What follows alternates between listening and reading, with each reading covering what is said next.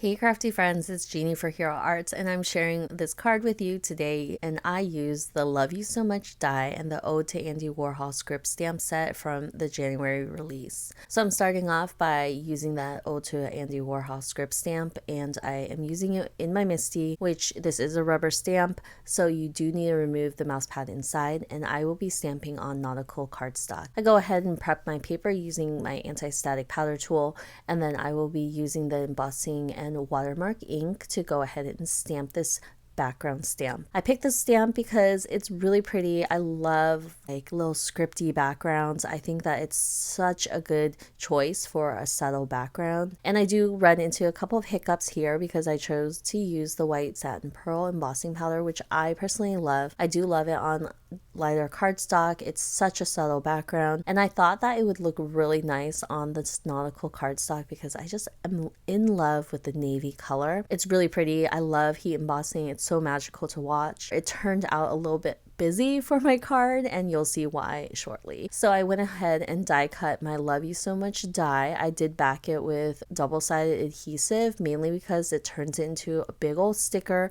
and makes life a lot easier for me. I am going to go in with a bit of selective ink blending using the Reactive inks. I'm using them in the colors Berry Smoothie, Grape, Slush, and Blue Hawaii, along with the Hero Arts blending brush tools. So I wanted to do selective stamping, so I have some masking tape that I'll use here and there. I'm keeping in mind that I'm not really caring about all the larger pieces. I'm focused on just the heart and the flourishes and the script. I really wanted certain areas to be certain colors, and then the script I wanted to be a blend of the colors. I just love blue and pink together because they do make purple, and although I do use Grape Slush, I didn't have to. If I used only Berry Smoothie and Blue Hawaii together, it would have created a purple color as well, but I really wanted that purple to pop, so that's why I chose to incorporate it. So you'll see that I go in with Berry Smoothie right in the middle, then I move to Grape Slush, then I'll move to the Blue Hawaii, which I think totally pops on this panel, and I just really love it. Although my blending doesn't look really smooth, it will work out because it'll be focused on the script itself. These are reactive inks that you can use water with, you can use splatter, but because the script is so dainty, I really didn't need to do that, and it looks like it blended so well, and I wasn't really worried about it until I put on my Nautical cardstock background, and it was just way too busy. You can't even read it. It just really stood out. So I went with graphite cardstock, which is a light gray, and this worked so much better. I did have to pivot and I moved away from the navy, but this is one of the colors that I love using as well. I love neutrals for my backgrounds, so I tend to stick with grays or browns or creams, and then I'll also again use white satin pearl embossing powder because I just really love it. I think it's just so pretty.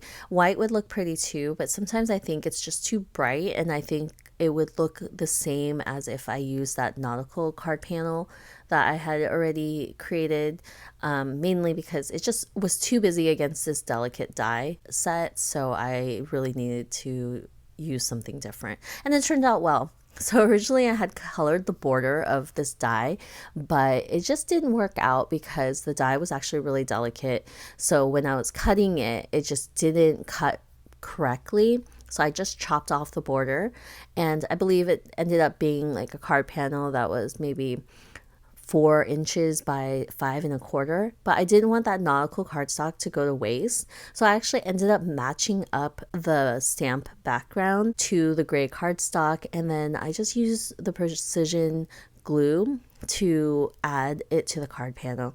And because it's liquid glue, I have time to move it around, which is exactly what I did, and I found the perfect placement where it looks like it was just one entire piece. Part of it was gray, part of it was blue, and it turned out so much better than I had imagined, so I was really happy with how that came about. So I'm going to trim this down to an A2 card panel, which is 4 1/4 by 5 1/2. And I think that it looked like I intended to do this from the start, even though I didn't. And it just worked out. So I am so happy to share this card with you. I hope you enjoyed it, and I will see you guys next time with another video. Bye!